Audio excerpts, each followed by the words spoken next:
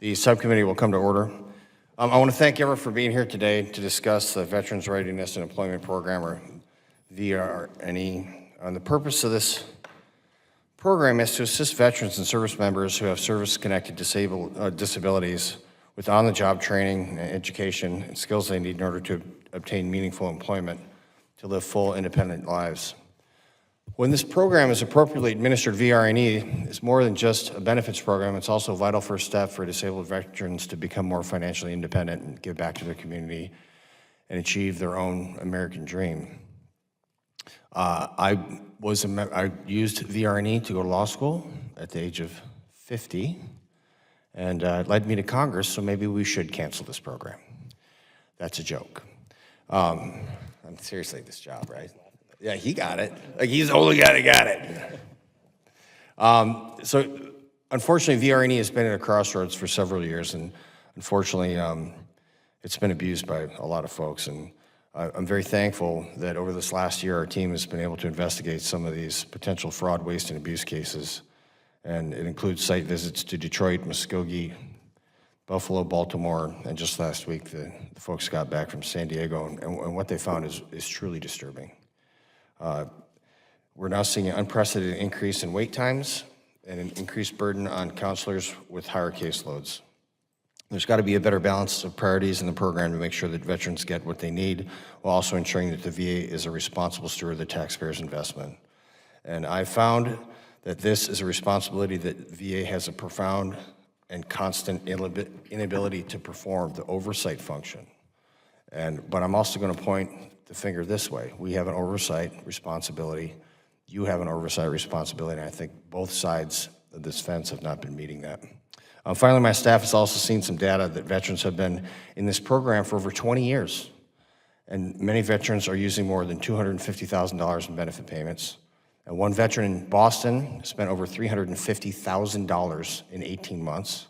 Another veteran in Los Angeles has spent $895,000 in 6 years and is still in rehab to employment phase of the program. If anyone's concerned about funding for veterans, they need to be concerned about what's going on in this program also. And cases like this are a direct result of VA granting entitlement extensions past the 48-month limit mandated by law for VRNE recipients, well over 99% of the time, are not doing their due diligence on the program. In fact, the VA committee last month found out that since fiscal year 2024, 62,355 extensions were approved, while just 59 requests for extensions were denied. And that's statistically impossible for that to be a functioning number. It's just absurd. I'm looking forward to hearing from the VA about the real-life examples that constitute granting a waiver. On paper, bureaucrats may just be completing a check-in-the-box exercise instead of completing a thorough review. Additionally, we heard numerous concerns about long wait times. The current wait time for a veteran to be seen by a counselor in San Diego, Oakland, and Albuquerque is over 100 days. And 40% of regional offices take over 60 days for a veteran to meet a counselor for an initial evaluation, above the VA goals of a 60-day maximum wait time. A month is too long, making a veteran put their lives on hold for nearly a year before even being seen by a counselor is ridiculous and has a negative impact on not only their lives, but their entire families. And finally, we found that 45% of participants within the VRNE program have successfully completed the program and subsequently re-entered it. That means that nearly half of the VRNE participants complete a program successfully only to return to the program. I understand the need for the veteran whose disability worsens or re-enters the program with the goal of becoming gainfully employed again. However, 45% of individuals using a jobs program more than once is a failure, and this will not stand on my watch any longer.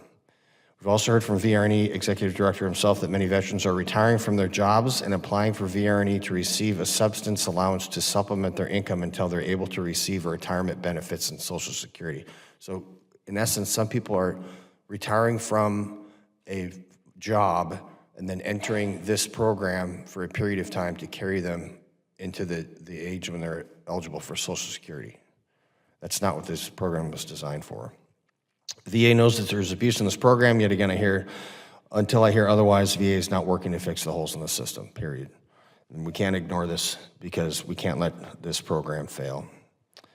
Finally, I recognize VRNE's latest IT project, the Readiness Employment System, or RES, was launched as a pilot in 2024, and early reports showed that the program has been received very well.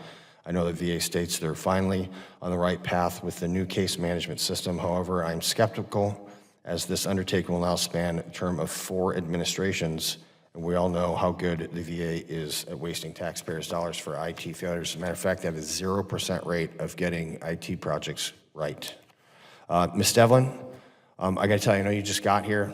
We met the other day in our office, and as discussed, this is how I want this hearing to go. This is going to be a post-apartheid Truth and Reconciliation Commission, meaning, we're not going to hold you to account. I know you just got here a month ago, and I want to make sure that this is an open kimono discussion so that we can clearly identify, articulate, and brainstorm about how to fix these problems. Is that clear? Okay. With that, I'd like to now